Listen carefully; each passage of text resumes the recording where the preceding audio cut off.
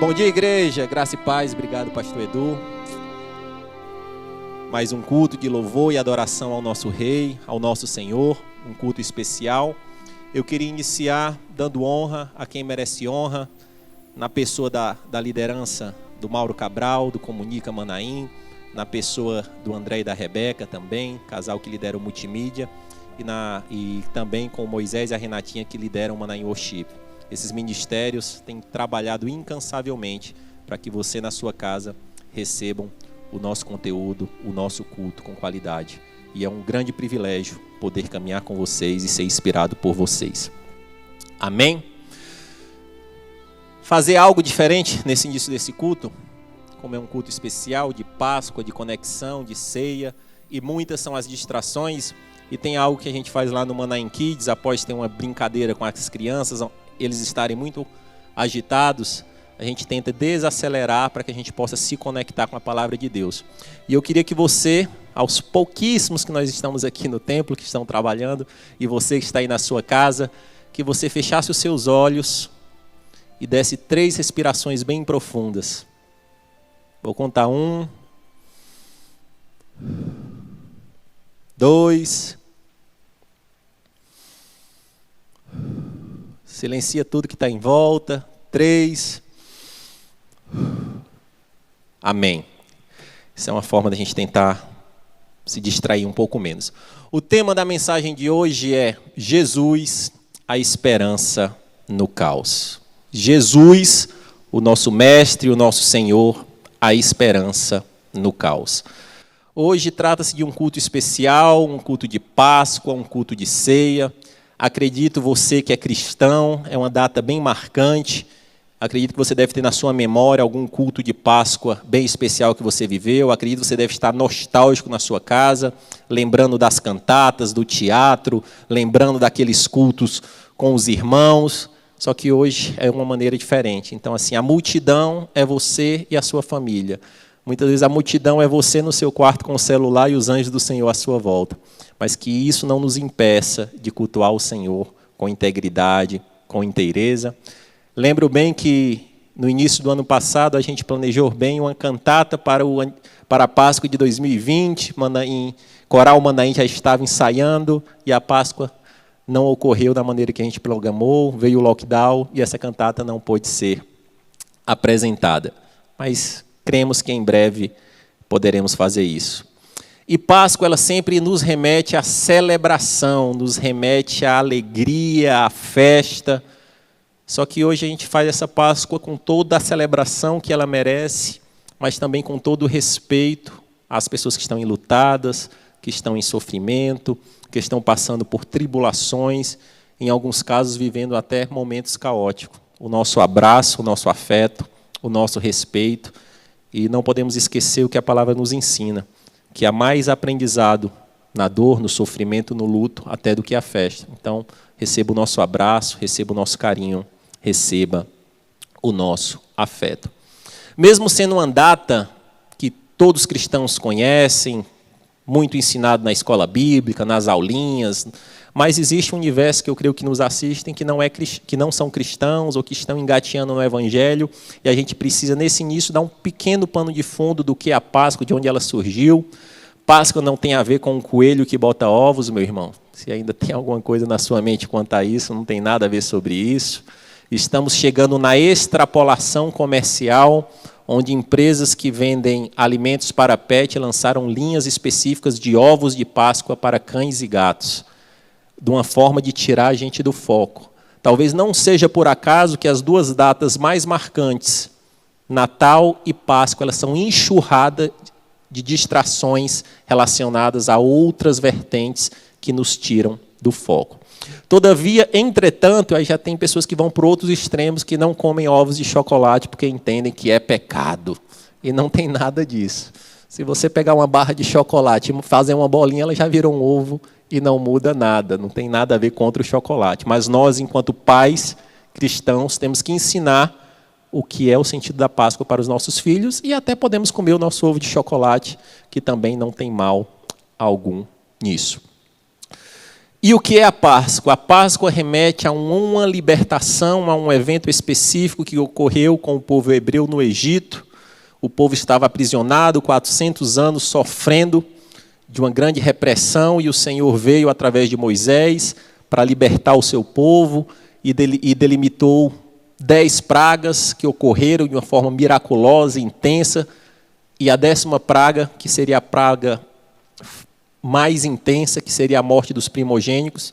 Na véspera dessa Páscoa, o Senhor determinou que, na véspera desse evento, o Senhor determinou que o povo hebreu matasse um cordeiro, tivesse uma refeição específica e com o sangue desse cordeiro passasse nos umbrais das portas das suas casas, para quando o anjo da morte, o anjo, viessem atacar os primogênitos egípcios, o povo hebreu, o povo que deu origem ao povo de Israel, não fosse atacado.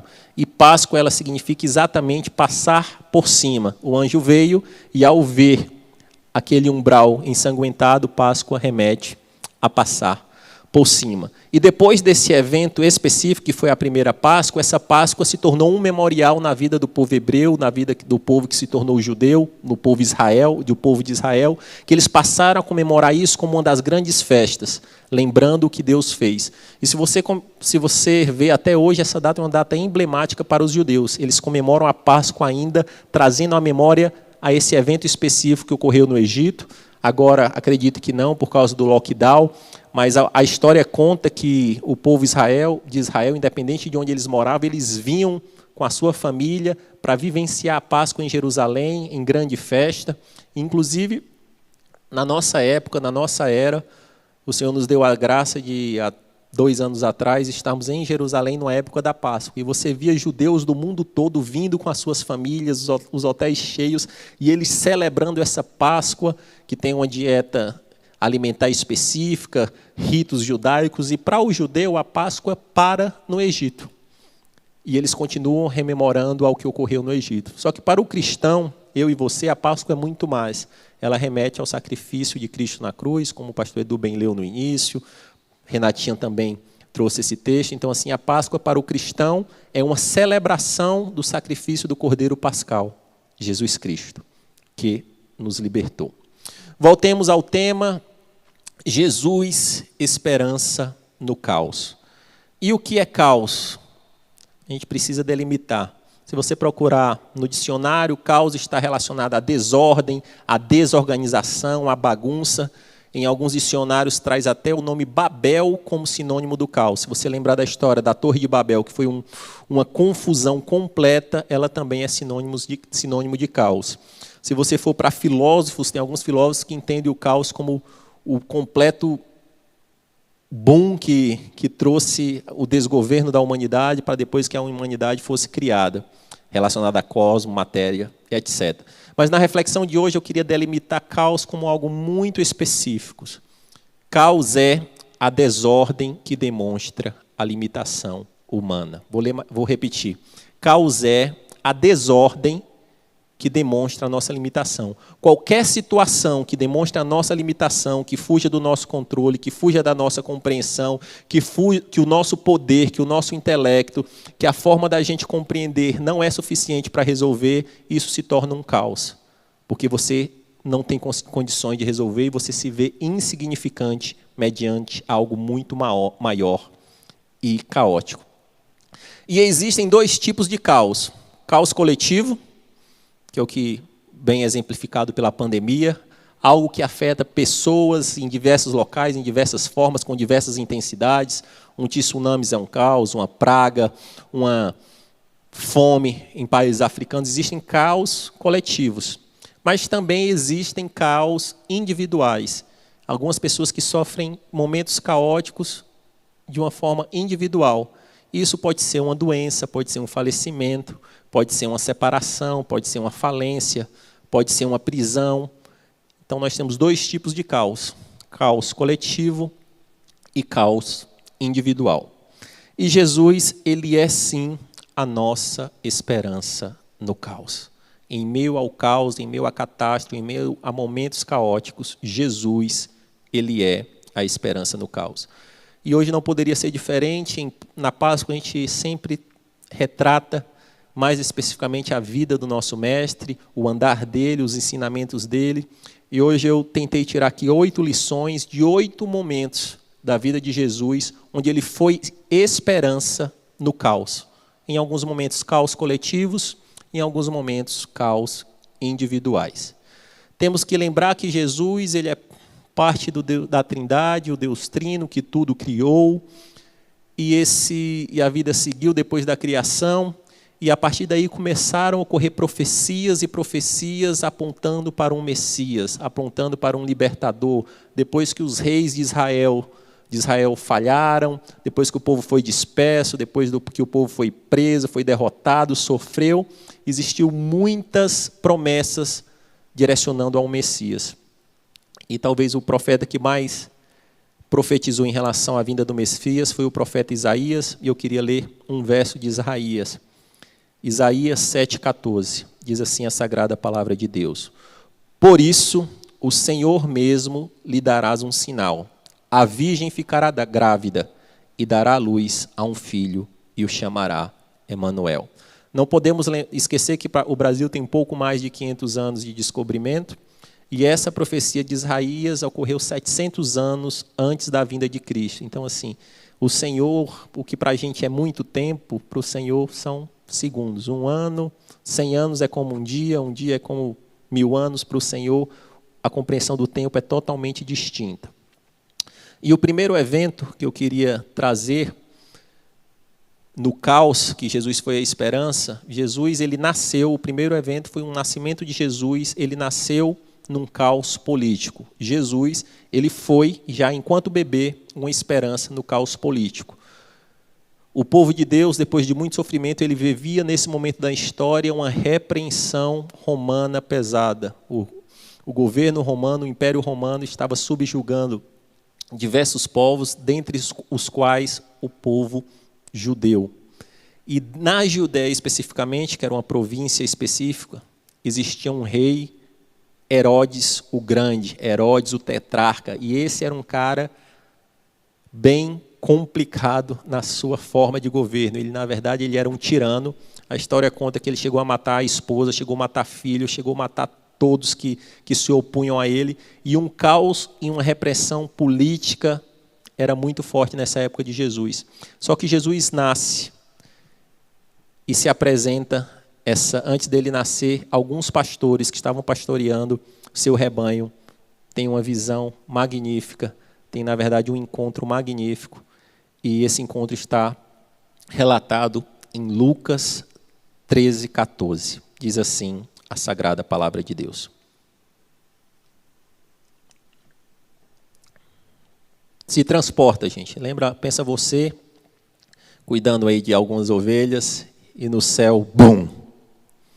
De repente, uma grande multidão do exército celestial apareceu, com o anjo louvando a Deus e dizendo: Glória a Deus nas alturas, e paz na terra aos homens, aos quais ele concede ao seu favor. Ali estava sendo anunciado a chegada do Mestre, a chegada do Messias, e esses anjos, ao aparecerem para esses pastores, eles estavam dizendo: ele não é desse reino, ele não é desse mundo. Esse exército de anjos celestiais, eles aparecem e reverenciam a esse simples bebê, que está nascendo de uma virgem, que está nascendo sem recurso. Mas todo o exército que conhece a verdade da história, que conhecem as verdades espirituais, eles já se prostravam e falavam: glória a Deus nas alturas. Exércitos de anjos dizendo glória a Deus nas alturas. E imagina na percepção desses pastores que até então eles viam o poderio romano e eles veem um exército celestial muito mais poderoso do que qualquer exército terreno dizendo glória a Deus nas alturas. Existe um Salvador, um libertador que está nascendo. E imagine a esperança nesse caos político que o nascimento desse bebê Jesus ocorreu nesses pastores. Eles correram, e a palavra de Deus segue dizendo que eles espalharam essa notícia. Então, inicialmente, como um simples bebê, Jesus foi a esperança no meio do caos político. E é algo tão intrigante que esse mesmo tirano poderoso, ao saber dessa notícia, a palavra de Deus fala que ele ficou perturbado, ele ficou desnorteado, querendo já encontrar esse bebê.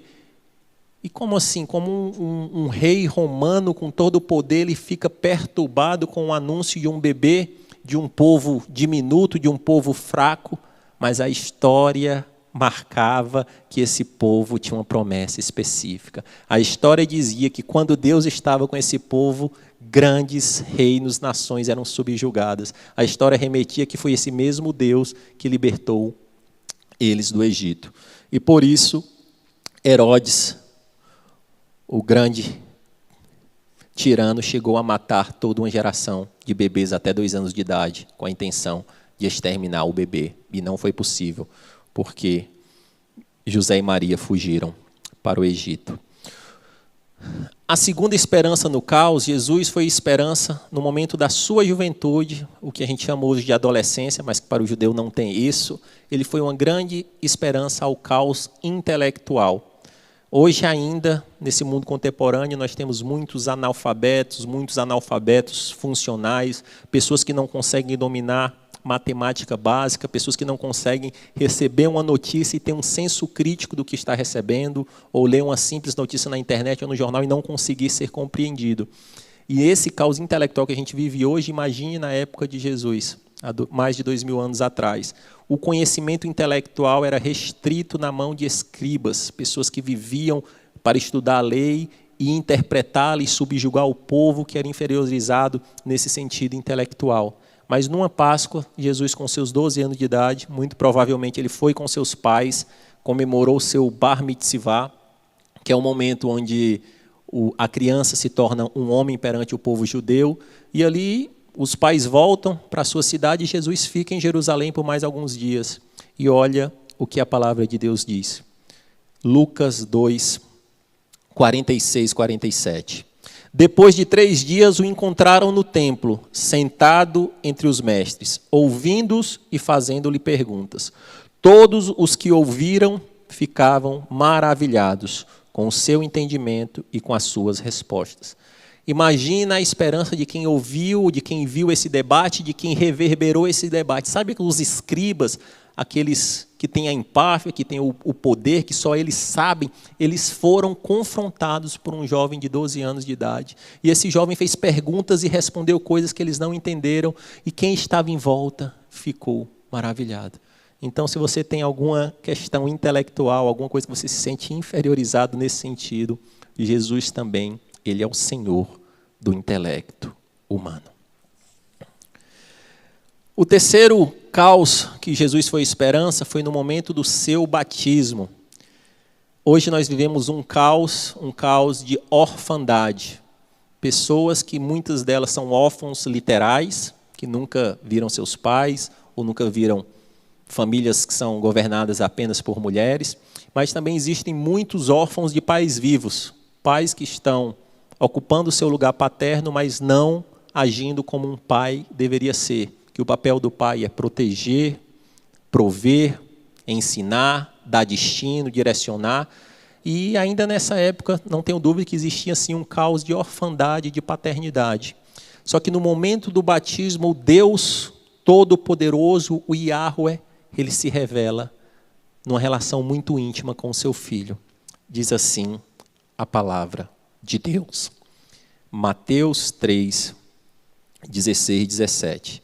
Nesse momento, Jesus já tinha 30 anos de idade, ele vai no encontro a João Batista, seu parente, seu primo, e ali numa lição de humildade, João Batista diz, não, você é que tem que me batizar, e Jesus diz, não, é necessário que isso ocorra, e ele se sujeita a João Batista e é batizado, e nesse momento, imagina a cena também, gente, Rio Jordão, uma aguinha paradinha, Jesus descendo, João Batista ficando atônico, é esse que eu não sou digno nem de amarrar as sandálias, e ali mais um batismo como qualquer outro batismo que João Batista fazia. João Batista batizava em série, ele confrontava, ele batizava, e algumas pessoas não entenderam. Mas no momento que ele batiza Jesus, olha o que acontece. Assim que Jesus foi batizado, saiu da água, naquele momento os céus se abriram e ele o viu. o Espírito de Deus descendo como uma pomba e pousando sobre ele. Então uma voz dos céus disse: Este é o meu Filho amado, em quem me agrado. Em algumas versões, em quem me compraz. Em outras versões, quem me dá muita alegria. Você imagina o próprio Deus, que a palavra, quando fala da voz de Deus, fala como voz de muitas águas. Algumas pessoas vendo apenas mais uma pessoa descendo para ser batizada como qualquer outra. Mas quando ele sobe, a voz como de muitas águas diz: Este é meu Filho amado, em quem me comprazo. Eu estou dando destino, eu estou dizendo que eles têm um pai, eu estou dizendo que eu o sustentarei. Imagina o impacto em todos que eles viram, imagina o impacto em todas essas pessoas. Como assim o Deus Yahweh, ele se revela como um pai próximo de uma pessoa como eu? Ele é um homem comum, ele é o carpinteiro, ele é o filho de José e de Maria, e o próprio Deus se revela como um pai? Sim, meu irmão, o nosso Deus, só ele é capaz de suprir toda os nossos gaps de orfandade. Só ele é capaz de entrar onde pai e mães falharam. Só ele é capaz de trazer essa plenitude. Só ele é capaz de fazer isso. O quarto momento, Jesus é a esperança no caos do pecado. E esse evento ocorreu na tentação de Jesus. Falar de pecado hoje em dia, meus irmãos, é chover no molhado. Hoje a gente tem visto o ser humano caindo abismo após abismo, que era pecado sempre é pecado errar o alvo, pecado é ofender o Deus Santo, pecado é você deliberadamente, ou até muitas vezes sem intenção, ofender o Senhor com atitudes, com pensamentos, com palavras. E nessa situação que nós estamos vivendo, onde o pecado ele está sendo diluído, ele está sendo relativizado, ele está dizendo, não é bem assim, não, todo mundo faz, não dá nada não. A graça de Jesus é suficiente, só que a palavra de Deus é muito clara, que fala que aquele que me ama, me obedece, aquele que me ama faz a vontade de meu Pai. Seguir esse Cristo está relacionado a uma obediência, a uma luta ferrenha contra o pecado. Não existe negociação pacífica com o pecado, não existe flerte com o pecado, não existe. A palavra de Deus nos fala que é para a gente fugir, não é do mal, é da aparência do mal, é do vislumbre do mal que nós devemos fugir da maneira mais agressiva possível. E o pecado entrou na humanidade por Adão, num contexto perfeito.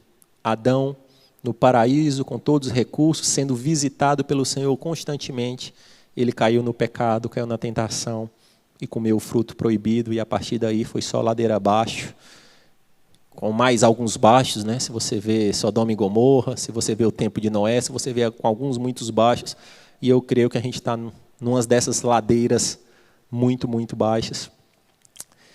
E nesse contexto, só que Jesus ele foi tentado, depois de ser batizado, num contexto muito propício que ele caísse.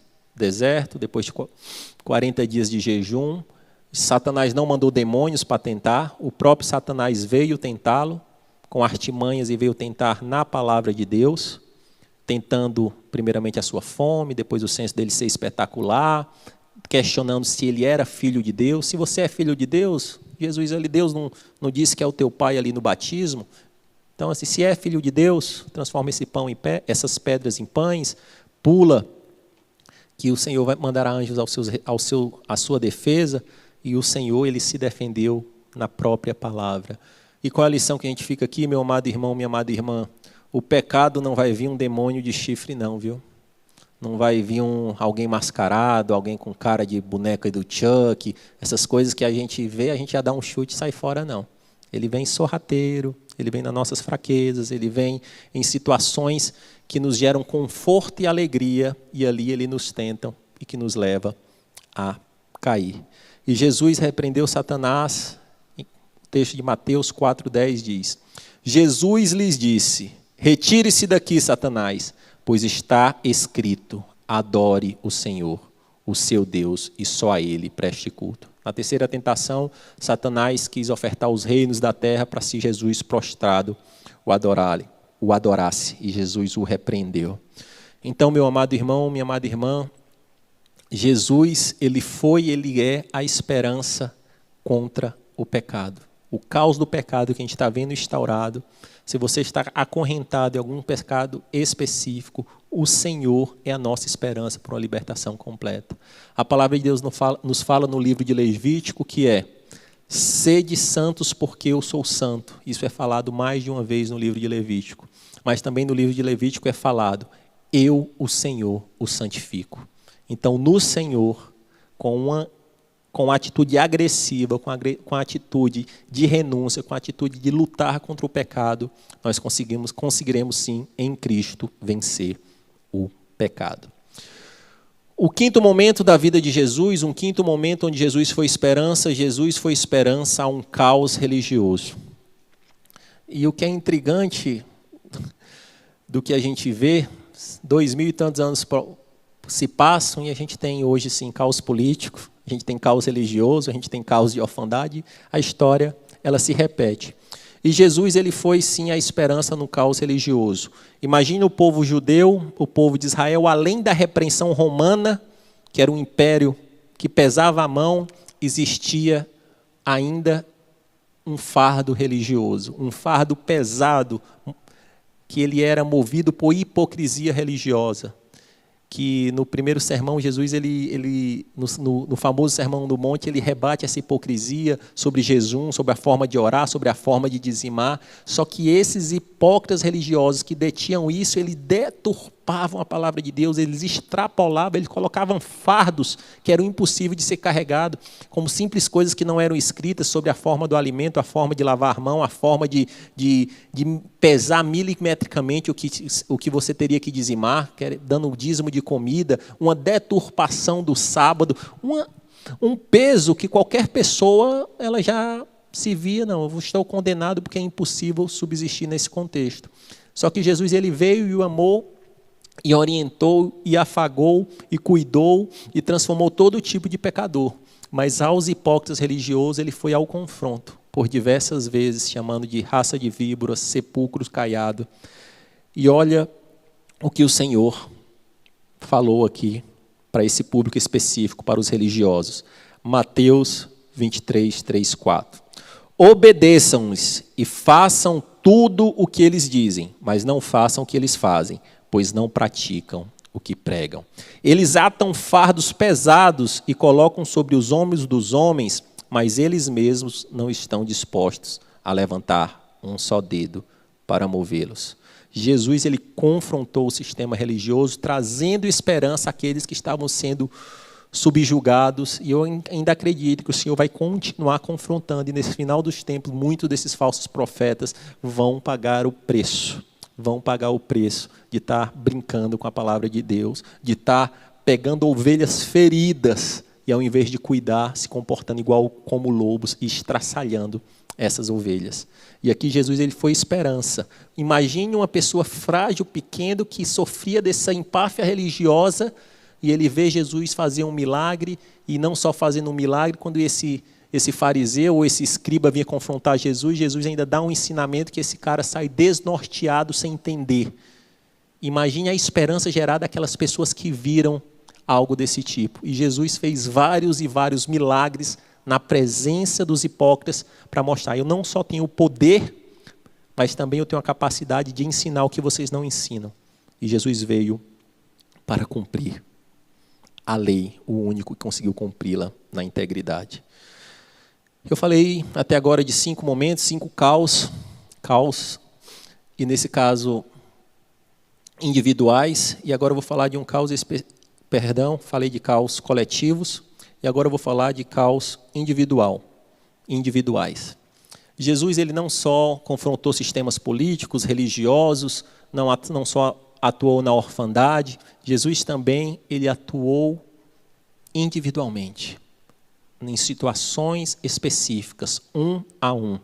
O próprio Deus encarnado, ele se relacionava individualmente e ali ele resolvia caos individual.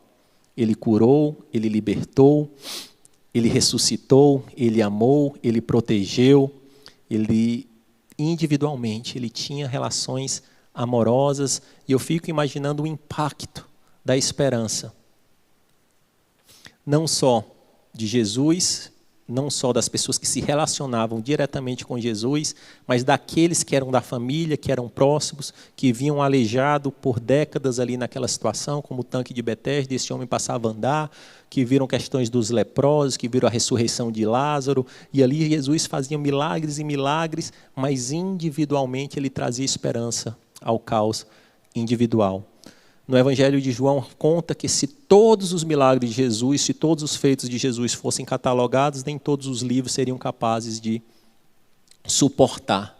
Então ali os evangelhos relatam de algumas dezenas de milagres de Jesus, mas ali é apenas um pequeno recorte, uma ínfima parte do que tudo que Jesus fez. E Jesus ele foi esperança no caos individual. Algumas como a mulher com fluxo de sangue, e ali Jesus ele vinha, interagia, e trazia esperança para essas pessoas. Só que tem um caos individual específico que ele até se remete se conecta com essa pregação de hoje, de caos, de desordem, de limitação humana. E esse milagre, eu vou relatar apenas um milagre nesse contexto individual, com poucas pessoas, e foi em Mateus 4, a partir do verso 39. Ele se levantou, repreendeu o vento e disse ao mar: aquieta-se, acalma-se. O vento se aquietou e fez-se completa bonança. Então perguntou aos discípulos: por que vocês estão com tanto medo? Ainda não têm fé? Eles estavam apavorados e perguntavam uns aos outros: quem é este que até o vento e o mar lhes obedece? Quem é este que até o vento e o mar lhes obedecem? Porque na cultura judaica, na cultura vigente naquela época, um homem poderia até, um profeta, um homem de Deus, ele poderia até de repente fazer algumas questões individuais, uma cura, alguma coisa assim. Mas naquele momento, como Jesus acalma a tempestade, ele se mostra Senhor da natureza, eles ficam atônitos, é o Filho de Deus. Não tem outra probabilidade. Ele se demonstrou como Senhor da natureza. E o que é interessante nesse milagre específico, que no meio do caos humano, que nesse caso específico era um barco no mar da Galileia, sendo jogado para um lado e para o outro, Jesus dorme. Então, no meio do meu caos e do caos que você pode estar vivendo, meu irmão e minha irmã, é o momento do descanso do Senhor, porque toda a nossa dificuldade ele tem um propósito específico que a gente não compreende. Nunca vai ser a ausência de poder. O Senhor ele não está como alguém que está nas cordas, num final de uma luta, num round, ganhando fôlego para fazer um pouco mais de maravilhas na minha e na sua vida. Não, nunca vai ser ausência de poder. Não, ele não está num ano sabático descansando e quando ele voltar ele vai ter que resolver os problemas que ele deixou acumulado porque ele deixou uma secretária organizando. Não, meu irmão, nunca vai ser ausência de poder.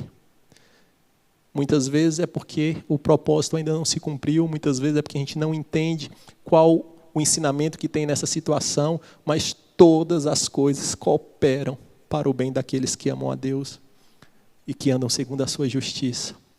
Todas as coisas. E nesse caos ali, no ápice do conhecimento e da habilidade humana, não podemos esquecer que nesse barco existiam pescadores que conheciam aquele mar. Assim, Jesus era um carpinteiro. Quem sabe mais de mar? Pescador ou carpinteiro? Os pescadores eram hábeis, conheciam o mar, e eu não tenho dúvida que eles lutaram enquanto puderam antes de acordar o mestre, porque eles diziam, quer que esse pescador aí quer que esse carpinteiro vai nos ensinar aqui sobre isso, só que depois não. Quem está aqui do meu lado é o Filho de Deus, então eu vou largar a mão desse barco que está naufragando e entregar nas mãos do Senhor, o Cristo. E ali o Senhor ele dá ordem aos ventos e ao mar, se mostrando Senhor da natureza. O sétimo ponto de esperança de Jesus é uma esperança ao caos do futuro. Se tem alguma coisa que tira o sono, se tem alguma coisa que gera angústia, que tem alguma coisa que gera úlceras, até em alguns casos, que tira o sono, que é muito tratado com remédios, com terapias, é o futuro. O que vai acontecer, como vai ser, quais os próximos passos, quais as respostas. Só que o ser humano, ao ser deparado com o futuro, ele vê que é um caos desconhecido. É um caos onde ele não tem poder, é um caos onde ele não pode governar. Aí você pode dizer, Júnior, mas o ser humano ele ficou muito melhor em previsões do futuro. Eu disse, será? Será mesmo que ficou? Faz um recorte aqui e olha o que ocorreu desde o início da pandemia agora, semana após semana, notícia após notícia, e a capacidade do homem foi colocado em xeque, diluído a nada. Previsões erradas, prognósticos falhos. Aí em um mês, não, mas é mais em 3 meses, não, abre, mas não fecha, depois fecha, mas não abre. E assim o ser humano ele vai se enganando como se tivesse a capacidade de governar o futuro. E hoje a gente está ainda hoje com homens ainda que não reconhecem o soberio do Senhor sobre essa pandemia, querendo ter a resposta pronta. E quem não entende que o controle absoluto está no Senhor e as previsões corretas estão na sua palavra, ele continua se iludindo com essa resposta. E cada vez que você acredita no homem que ele falha na previsão, você se frustra. E você se alimenta com uma nova previsão e você se frustra novamente. Só que aí, num apanhado de milhões de pessoas falhando, aí pode ser que alguém num tiro ou num chute acertou. Aí depois esse cara ele vai ser ovacionado como um cara acima da média. Talvez ele consiga até ganhar um prêmio Nobel. Mas se esse cara que ganhou essa previsão, ele deveria ser confrontado com todas as que ele fez e que ele fracassou. Então, assim, que a gente tenha o discernimento que só o Senhor ele é capaz de ter o governo sobre essa desordem da limitação humana que é o futuro. E esse futuro pode ser daqui a 5 anos ou como pode ser daqui a 2 dias, daqui a poucas horas. A gente não sabe o que acontece daqui a poucas horas, meus irmãos. A gente não consegue acrescentar 1 segundo na nossa vida, a gente não consegue nada. E ainda assim a gente quer se comportar como o Senhor do tempo. E aqui, Jesus, ele já no final do seu ministério, ele começa a dar sinais que ele era o Senhor do tempo. Ele já tinha se comportado como o Senhor da natureza e ele começa a fazer previsões com muitas características de data e de como ia ocorrer. Olha o que está escrito em Mateus 8:31. Marcos 8:31. Então ele começou a ensinar-lhes que era necessário que o Filho do Homem sofresse muitas coisas e fosse rejeitado pelos líderes religiosos, pelos chefes dos sacerdotes e pelos mestres da lei. Fosse morto 3 dias depois e ressuscitasse. Então imagina o Senhor, além de todos os ensinamentos, ele começa a fazer prognóstico de futuro, dizendo que o templo não vai ficar de pé, dizendo que depois de 3 dias ele vai ressuscitar, e ele começa a se mostrar como Senhor do futuro. E ser Senhor do futuro é algo tão incompreendido para nós, que os discípulos que caminhavam perto dele, eles não, ele deve estar falando de outra coisa, não, o templo deve ser uma alegoria, não. Eles ainda ficavam, não, Senhor, quando eu estiver contigo no teu reino, me leva para ficar do teu lado, eu quero ficar de um lado, o outro do outro. Eles ainda não conseguiam compreender que Jesus realmente ele tinha um controle absoluto do futuro.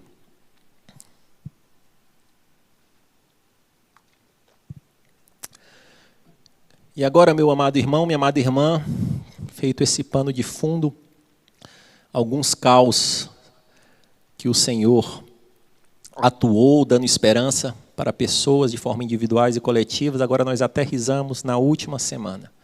Essa semana que a gente viveu aqui, só que ela ocorreu num recorte a 2000 e poucos anos de história. E nessa última semana, era uma comemoração de Páscoa, a cidade estava cheia. E ali Jesus tem alguns fatos ocorrem, vou ser um pouco rápido e didático, que são assuntos que a gente conhece. Ele tem uma entrada triunfal, onde as pessoas clamam, hosana nas alturas, ele entra com um jumentinho, ali ele tem, Judas começa a conspirar a sua traição, Jesus faz uma última ceia de uma forma miraculosa, onde ele orienta para que um cenáculo fique preparado, e talvez, existem teólogos que acham que Jesus fez essa última ceia de uma forma tão miraculosa, porque ele teria que ser morto naquele dia que ele tinha que ser morto, exatamente. E se ele divulgasse antes, Judas podia conspirar e ele ser pego antes. Então é tanto que ele vai planejando a última ceia e ele fala para João e Pedro, vai lá, tem um local preparado para a gente, ali ele faz a última ceia. Ainda nessa semana ele lava os pés dos discípulos, vai para o Getsêmani, tem aquele momento de extremo sofrimento, onde imagine o sofrimento humano em um nível que todo o pecado da humanidade, toda a mazela da humanidade começa a aterrissar na vida de um único homem. E ali naquele sofrimento extremo, ele faz uma oração que deve ser a oração que deve nortear os nossos dias.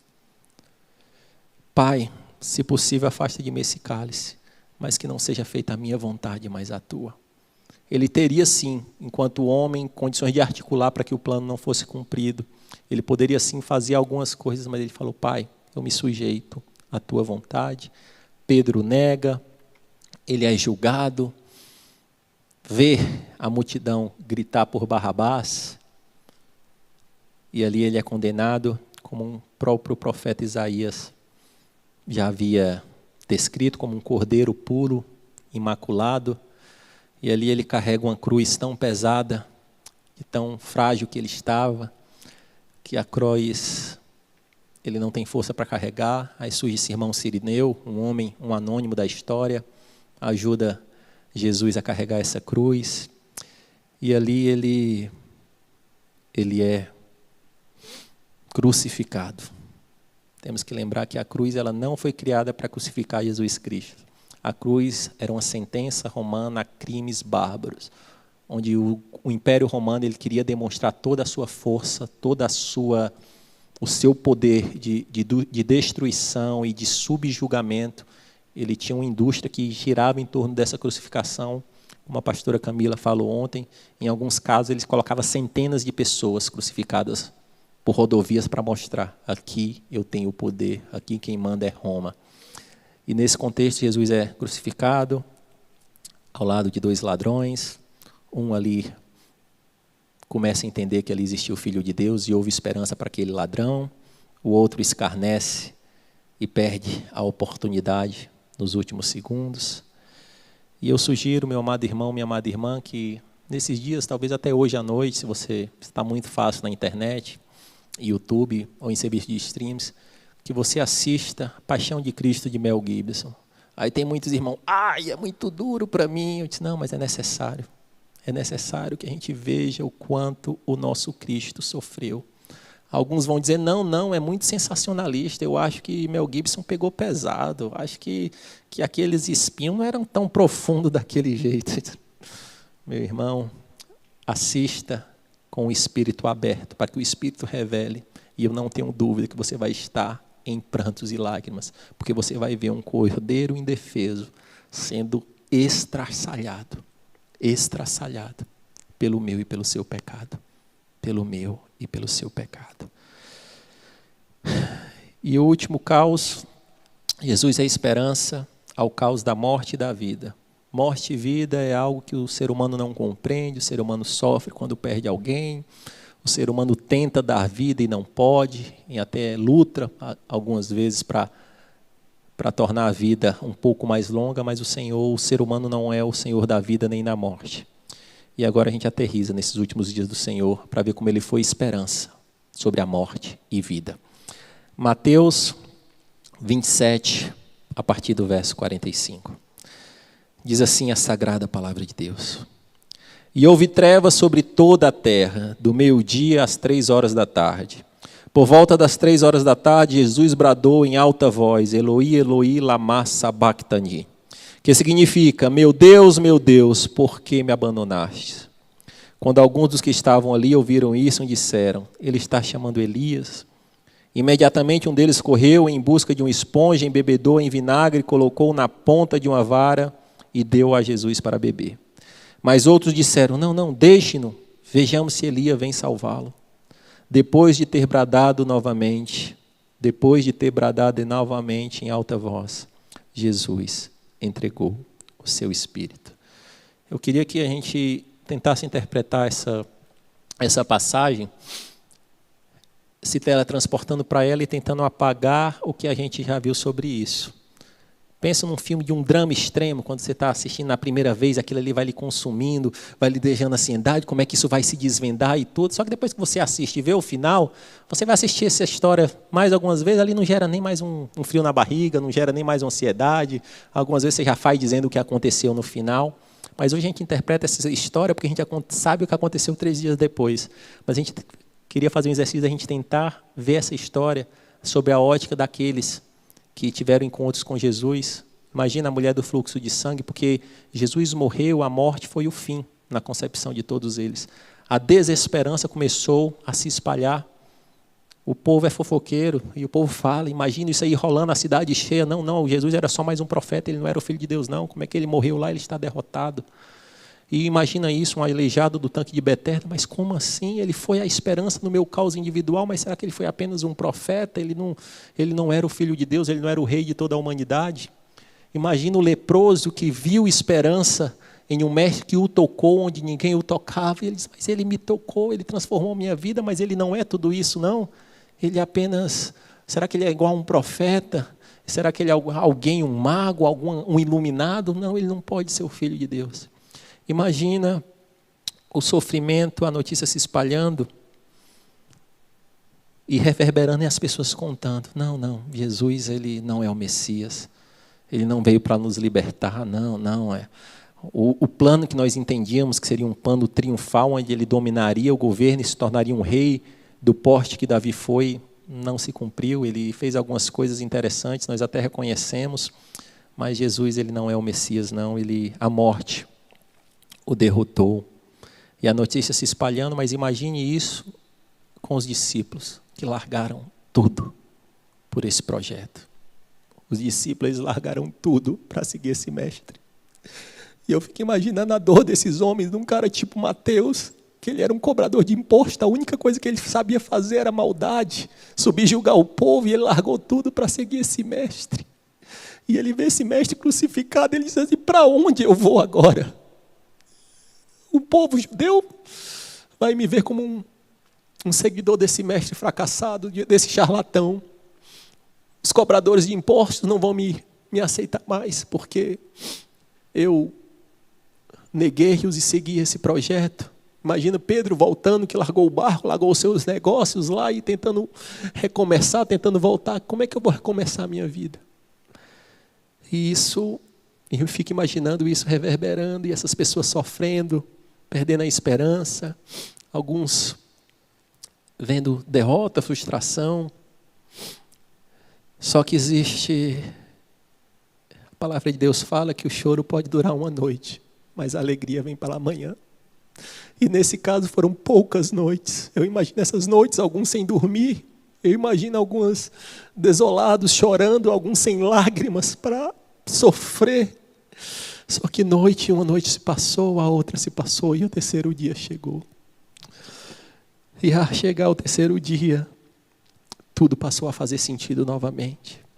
Lucas 24, 1-8. No primeiro dia da semana, de manhã bem cedo, as mulheres tomaram as especiarias aromáticas que haviam preparado e foram ao sepulcro. Encontraram removido a pedra do sepulcro, mas quando entraram, não encontraram o corpo do Senhor Jesus. Ficaram perplexas sem saber o que fazer. De repente, 2 homens com roupas que brilhavam como a luz do sol colocaram-se ao lado delas. Amedrontadas, as mulheres baixaram o rosto para o chão e os homens lhe disseram, grava isso, por que estão procurando entre os mortos aquele que vive? Por que estão procurando entre os mortos aquele que vive? Ele não está aqui, ele ressuscitou. Lembre-se do que ele lhe disse quando estava com vocês na Galiléia. Ele anunciou e vocês não compreenderam. Essa dor poderia ter sido atenuada se vocês tivessem fé. Da mesma forma que ele falou. E o verso segue. É necessário que o Filho do Homem, como ele tinha falado na Galiléia, é necessário que o Filho do Homem seja entregue nas mãos dos pecadores, seja crucificado e ressuscite no terceiro dia. Então se lembraram das palavras dele. Só que aí, gente, lembra desolação, luto, tristeza, e agora o processo reverso, essa história começando a voltar e se espalhar de uma forma de não, ele não morreu não, ele ressuscitou. E alguns incrédulos, como foi Tomé, alguns dizendo, a esperança ressurgiu. A esperança ressurgiu no meio do caos, da morte, da vida, a esperança se ressurgiu. O cordeiro pascal tinha sido entregue, o cordeiro pascal se apresentou presencialmente a essas mulheres, caminhou com eles no caminho de Emaús, chegou o próximo de Tomé e disse, Tomé, toque e veja. Toque e veja a profundidade dos cravos. E numa situação espetacular, esse Jesus conviveu 40 dias como homem e Deus, comendo e ceando com eles, mas atravessando paredes e subindo que eles não compreendiam. E aqui, gente, a gente chega na chave da compreensão de toda a história. A chave da compreensão de toda a história está na ressurreição de Cristo. Toda dúvida do homem, presente, passado, futuro, todo o caos instaurado, ela se responde com esse evento, a ressurreição de Cristo. Não foi o nascimento de Cristo o momento mais importante da história. Não foi a morte de Cristo o momento mais importante da história. Por quê? Porque até outras religiões, a história, a ciência e outras religiões não negam Cristo. Se você perguntar para o Islã, eles vão crer que Jesus é um profeta. Se você perguntar para os judeus, vão entender que ele é um homem iluminado. Então não existe dúvida se Jesus existiu. Até a ciência já se rendeu a isso. Então a dúvida não é essa. Mas a grande dúvida que gerou uma bifurcação na história é isso. Não existiu ninguém que morreu e ao terceiro dia ressuscitou. E a partir do momento que Jesus fez isso, ele dividiu a história em dois caminhos. Se isso aconteceu, eu só posso ser o Messias e o Filho de Deus. Se isso aconteceu, eu sou o próprio Rei dos Reis, Senhor dos Senhores, Alfa e Ômega, princípio e fim, Senhor da natureza, Senhor do tempo, Senhor do caos. Se isso aconteceu, como aconteceu, só existe isso. Ah, mas se fosse charlatanismo, se fosse qualquer outra coisa, aí Jesus ele entraria ainda num degrau abaixo, que seria os outros profetas, como judeus e islã entendem. Só que o grande ponto disso é que homens e mulheres como eu e você, que a gente não é alheio ao sofrimento, a gente não gosta de sofrer, a gente gosta do que é bom, a gente gosta das nossas vontades, essas pessoas começaram a morrer em massa para sustentar o que viram. Essa verdade, a boas novas de Cristo, que ele ressuscitou, passou a ser o meio de vida de muitos homens e mulheres. E ele fala, nega que isso não aconteceu, tentavam suportar, não, estou disposto a morrer. E a palavra de Deus fala que homem tipo Pedro, que negou Jesus 3 vezes, ele apanhava e sorria. Pois disse, agora eu sou digno de apanhar e sofrer pela verdade do meu mestre. Meu amado irmão, minha amada irmã, que nós possamos entender que a ressurreição de Cristo é a chave da história. Que nós possamos entender que a ressurreição de Cristo é o que nos dá esperança. Que a ressurreição de Cristo é que nos dá um destino. Que a ressurreição de Cristo é que nos dá esperança em meio ao caos. Eu não sei qual é o caos que você está vivendo na sua vida.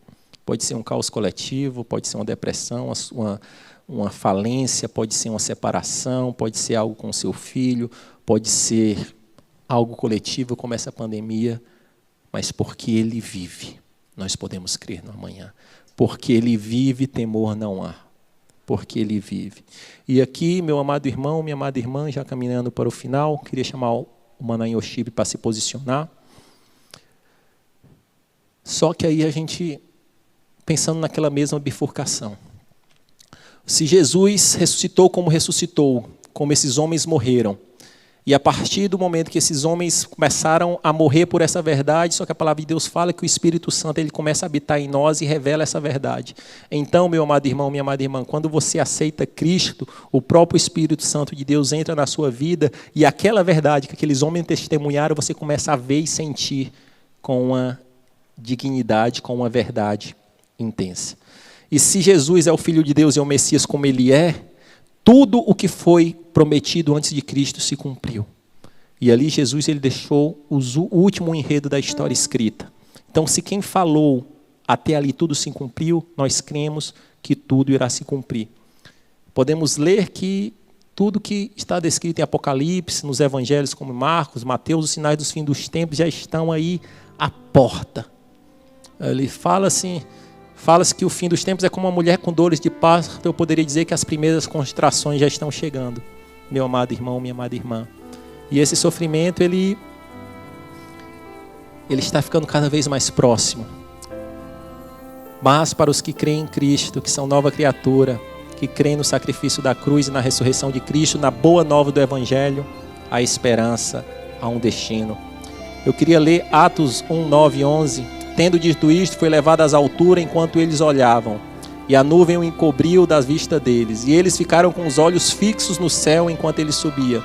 De repente surgiram diante deles 2 homens vestidos de branco, que lhes disseram: Galileus, Por que vocês estão olhando para o céu? Este mesmo Jesus que dentre vocês foi levado aos céus, voltará da mesma forma que o viram subir. Esse mesmo Jesus que vocês viram subindo aos céus, voltará da mesma forma que vocês viram subir.